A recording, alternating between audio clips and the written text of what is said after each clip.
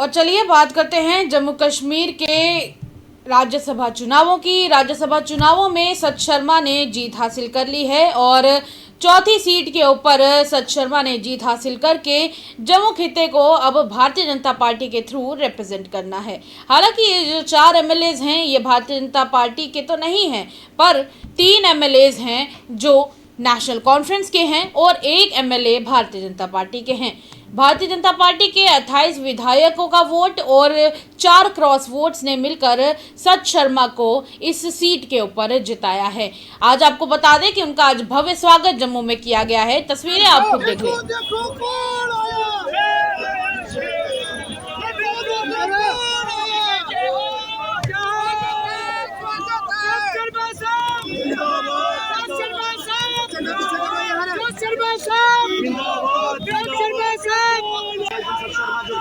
अब राज्यसभा में जीत कर आए हैं। साथ साथ तस्वीरों में आप देखेंगे इस तरीके से जो है यहाँ पर नजर आ रहे हैं।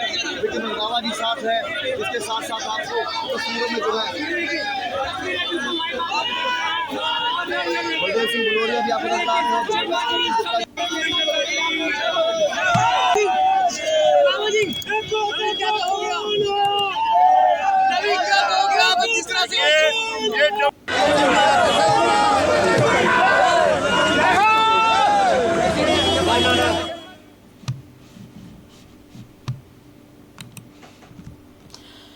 चलिए जी, आपको बता दें कि आज के दिन जो ये जीत हासिल की है सच शर्मा ने, इसी के साथ उनका क्या कहना है वो भी आपको बताएंगे। पर कहीं ना कहीं उनका कहना है कि जो ये एक उनको जीत हासिल हुई है, उस जीत में कहीं ना कहीं उनका ये कहना है कि नरेंद्र दामोदास मोदी की इस सरकार जो कि सेंटर में चल रही है, जिस तरह से उसका नेतृत्व प्रधानमंत्री नरेंद्र मोदी कर रहे हैं, वैसे ही मैं जम्मू कश्मीर का रिप्रेजेंटेशन करूंगा अब राज्यसभा में। आपको और ये जीत को आप कैसे देखते हैं साहब जी? बीजेपी, पीडीपी, कांग्रेस सभी देखिए, जितने मर्जी लोग इकट्ठे हो जाएं, देश में प्रधानमंत्री जी का नेतृत्व इस देश को उभारने के लिए लगा है, हमारे इस प्रदेश को उभारने के लिए लगा है। ये उसी जीत का नतीजा है। और आप मानकर चलिए, मैंने पहले भी कहा था भारतीय जनता पार्टी इतिहास जाएगी, वो इतिहास आप लोगों ने देखा। सेकंड हमारी नोटिफिकेशन में भारतीय जनता पार्टी के सबसे ज्यादा वोट जो है वो मिले। जैसे वो अपने सम्मान के वोट है, उनका सम्मान करते हैं। उनको जो 19 वोट मिले हैं उसके बारे में आपकी क्या टिप्पणी है? जरूर उनसे पूछिएगा, उनको बोलिए अपने गिरेबान में झांकिएगा। अच्छा, जो लोगों ने अपनी अंतरात्मा के साथ मुझे वोट दिए हैं, अपनी अंतरात्मा के साथ मोदी जी के प्रति समर्पित होकर जो है वो वोट दिए। सच शर्मा का कहना है कि जहां पर ये इल्ज़ाम लगाए जा रहे हैं, ऐसे में एक बार उमर सरकार को अपने गिरेबान में भी झांक कर देख लेना चाहिए।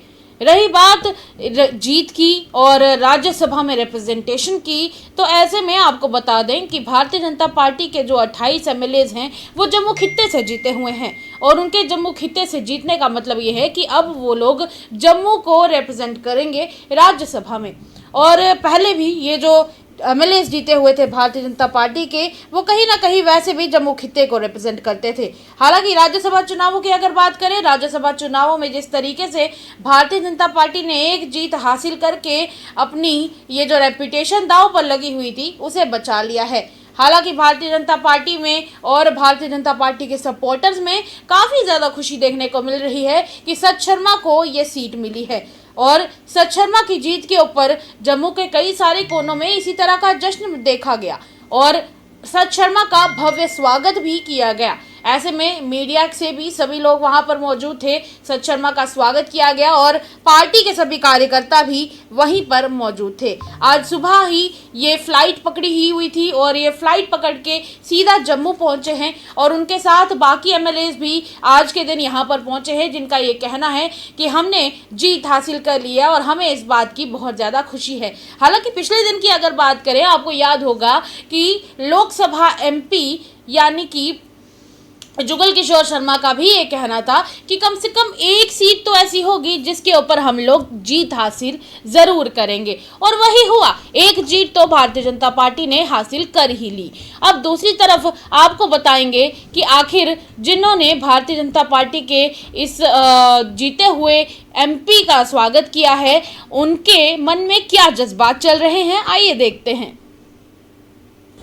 हम दिल से उनका वेलकम करेंगे क्योंकि उन्होंने हम लोगों के लिए बहुत सोचा और उन्होंने एक भी सीट निकाली। हम उसके लिए बहुत हैप्पी हैं कि हमारी जनता पार्टी को एक सीट मिली है उसके लिए, क्योंकि सत शर्मा जो ही हैं वो गरीबों के साथ खड़े हैं।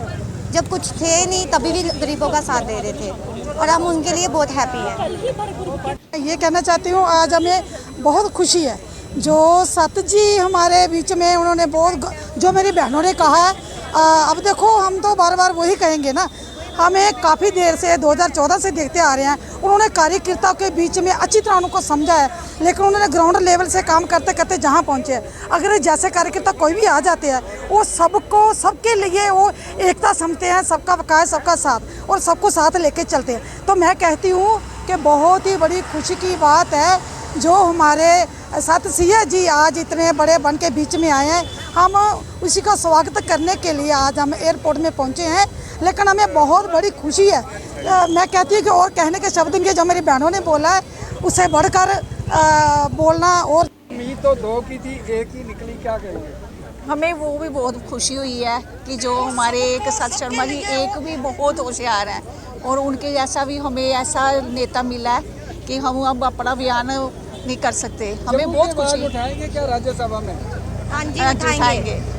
मुद्दा है स्टेट रोड का, लंबे समय से लोग डिमांड करेंगे स्टेट रोड दी नहीं है, क्या स्टेट रोड की मांग करेंगे क्या? नहीं, स्टेट रोड क्या अभी तो देखिए, आज सभी के मन में जो है बहुत ही खुशी और उल्लास का समय है। हमारे माननीय सत शर्मा जी जो हैं वो एमपी बन के जो है जम्मू में आ रहे हैं। हम सभी भारतीय जनता पार्टी के कार्यकर्ता जो हैं आज उनके वेलकम के लिए यहाँ पर खड़े हैं। हम भारत के माननीय प्रधानमंत्री जी का साधुवाद करते हैं, उनका शुक्रिया करते हैं, नड्डा जी का शुक्रिया करते हैं, हम अमित शाह जी का शुक्रिया करते हैं कि बहुत ही अच्छा जो एक कार्यकर्ता के रूप में जो है हमें उन्होंने एक एमपी जो है वो हमें दिया है। एक तो अस सारे गै खासकर जम्मू के लोग साढ़े प्रदेश के जुझारू प्रदेश अध्यक्ष माननीय सत शर्मा जी हार्दिक शुभकामनाएं दिने, और मैं अपनी तरफा, अपनी पार्टी की तरफा और सारे जम्मू कश्मीर के लोगों, खासकर जम्मू के लोगों की तरफा उनका हार्दिक स्वागत करने। और अज सारे अस इत्थे एयरपोर्ट पर उनका स्वागत करने लिए आए हैं। जियां तुसें सुनिया कि माननीय साढ़े भाई साहब दसा दे कि पहले बारी 2 राज्यसभा मैंबर, एक माननीय गुलाम अली खटाना जी और साढ़े माननीय सत शर्मा जी उस राज्यसभा जाइए अपने जम्मू की गल, जम्मू कश्मीर की गल जी रखन, और सारे लोगों की बड़ी खुशी है। और उनके लोगों पर बड़ा एक तमाचा है जोड़े आखते हैं कि भारतीय जनता पार्टी कोई सीट नहीं जीते, चारे दी चारे सीटां जितने वाले हैं। और उन्हें लग्या कि वाकया भारतीय जनता पार्टी जिन्ना दम है कि वो अपनी सीट जी है वो भारतीय जनता पार्टी की झोली च पाई है। और धन्यवाद करने उन्हें जिन्हें अपना मन बनाया भारतीय जनता पार्टी के खेमे च अपने वोट पाने का।